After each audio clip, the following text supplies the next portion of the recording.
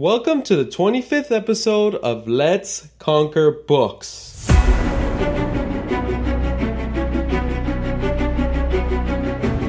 Stephen R. Covey said, "There's no better way to inform and expand your mind on a regular basis than to get into the habit of reading good literature." In this episode, I talk about how reading books turn you into a great listener by improving your attention, help you interrupt less, help you not judge or evaluate the speaker, help you not impose your solutions onto the speaker, help you ask more good questions to the speaker, and help you reflect more on what the speaker said. So let's get into it.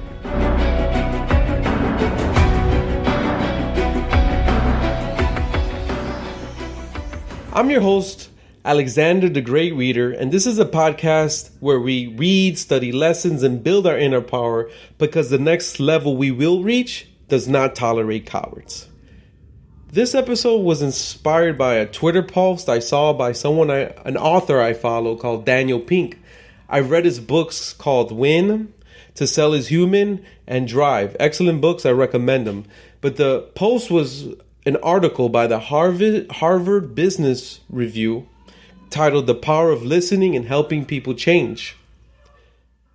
When I read this article, it inspired me to make this episode, which good reading habits can help you be a good listener. That's what I got out of it. That's what came to my mind. So I'm going to talk about some good reading habits and how can they transition to being a good listener. The first improvement is that it improves your attention. So a good reading habit is putting things aside while you're reading. Put away a phone, a tablet, or laptop, any type of thing that can distract you. You got to picture the author as a speaker. So when you're reading, think of him as you're at a seminar and listening to him. Or he's in an intimate setting with a few people and he's speaking to a little group. Or even they're speaking directly to you like you're having coffee together. You got to clear your mind of internal and external noise. Don't think about the problems you're having in your life. Don't think about the worries of your health or finances or marriage, relationship problems. Don't think about the tasks that you have to do, that you have dinner to get ready or plan a birthday party, all these tasks that take our mind. Don't think about things that are happening around you. Maybe you're reading in a public setting. Don't get sidetracked or lose focus on what others are saying or who's walking by or even in your own house. So how does this transition, this habit to being a good listener? It's just like a book. If you're walking down the hall at your job, someone stops you, or you're in a meeting, or you're at a seminar, put your electronics away. Clear your mind of problems, worries, and tasks you got to do. And look at the speaker and listen to him, focus. The second improvement is that it helps you interrupt less. So the good reading habit is respect your reading time. So put your electronics, laptops, any type of distractions on silent or shut it off. You just wait for later for any texts or social media notifications or emails that need responses from you. So how does this reading habit transition to listening to people speak? The same thing, respect the speaker. So someone stops you in the hall, manager's meeting, any type of setting where someone's speaking and you're listening, put the electronics on silent or shut it off. If you get any notifications while they're speaking, wait to respond to those things. Improvement 3 is not judge or evaluate the speaker. So a good reading habit is read without jumping to conclusions and interrupting your reading time. So push judgmental thoughts and feelings aside while you're reading. Just listen, focus.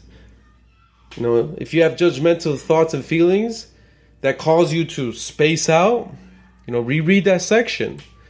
There's times that your mind takes you in other places.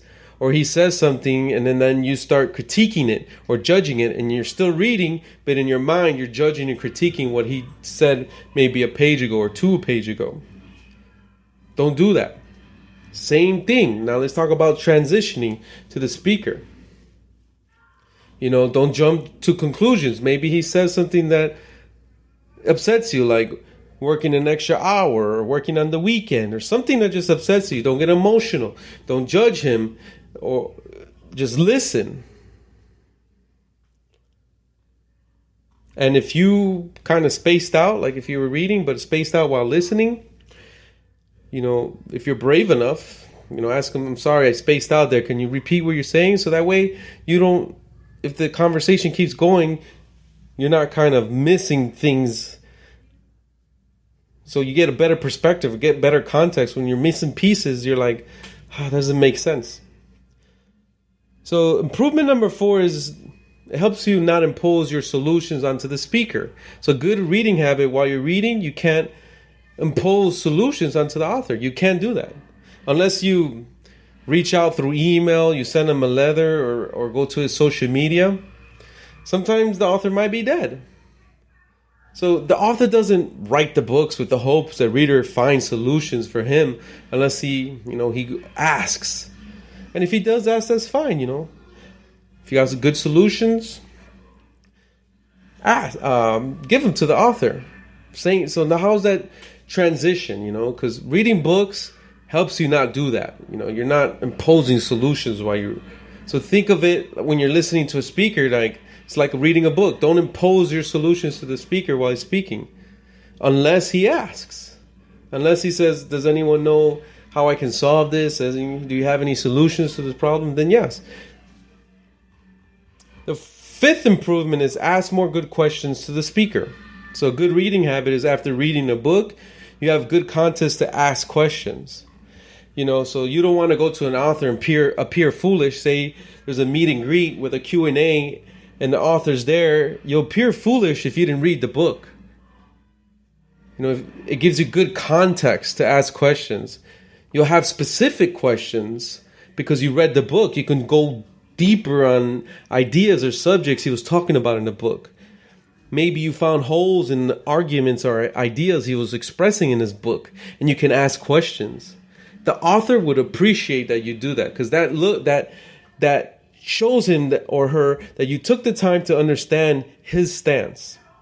The same transitions to when you listen to someone speak.